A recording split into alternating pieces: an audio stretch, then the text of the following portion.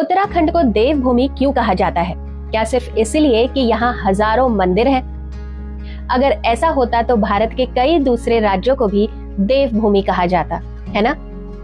फिर आखिर उत्तराखंड में ऐसा क्या है जो हजारों सालों से ऋषियों, तपस्वियों और साधकों को अपनी ओर खींचता रहा? और वीडियो के आखिर में मैं आपको एक ऐसी वजह बताऊंगी जो शायद आपने पहले कभी नहीं सुनी होगी, इसलिए इस वीडियो को एंड तक जरूर देखिए। जब भी कोई देवभूमि शब्द सुनता है तो सबसे पहले मंदिर याद आते हैं, राइट? लेकिन सच यह है कि उत्तराखंड को देवभूमि केवल मंदिरों की वजह से नहीं कहा गया है। असल वजह इससे कहीं गहरी है। यह भूमि सदियों से तप, साधना, वेदों के अध्ययन और आध्यात्मिक खोज का केंद्र रही है। यानी यहाँ लोग भगवान से कुछ मांगने नहीं बल्कि स्वयं को जानने आते थे। वैसे मैं आपसे एक सवाल पूछना चाहती हूँ, अगर सिर्फ मंदिर होने से कोई जगह देवभूमि बनती है तो आपके हिसाब से भारत का कौन सा राज्य भी देवभूमि कहलाना चाहिए था? कमेंट में मुझे जरूर बताएं।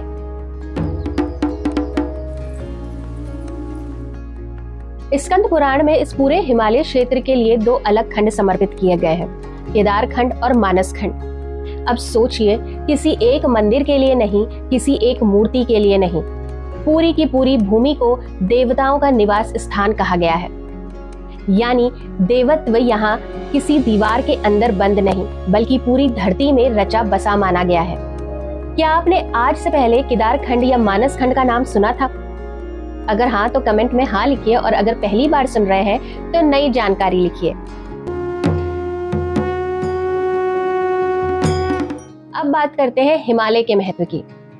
भारतीय परंपरा में हिमालय सिर्फ एक पर्वत नहीं है, उसे देवताओं का निवास, ऋषियों की तपस्थली और आध्यात्मिक ऊर्जा का केंद्र माना गया है।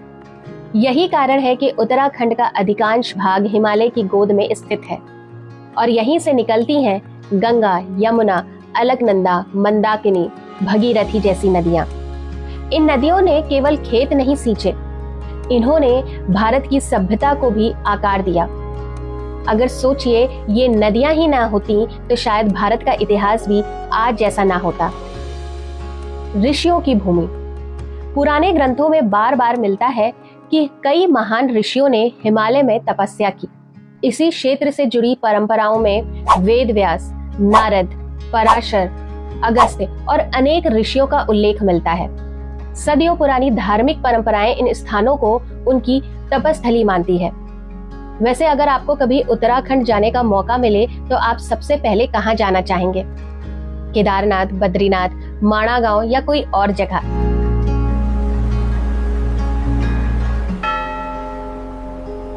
अब बात करते हैं 4 धामों की जो उत्तराखंड में स्थित है, यानी केदारनाथ, बद्रीनाथ, गंगोत्री और यमुनोत्री।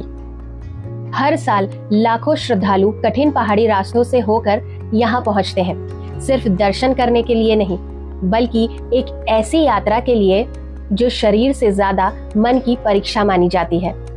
कई लोग कहते हैं कि केदारनाथ से लौटने के बाद इंसान वही नहीं रहता जो वहां जाने से पहले था, लेकिन जो सिर्फ दर्शन करने गया हो, ना कि फोटो शूट या रील बनाने।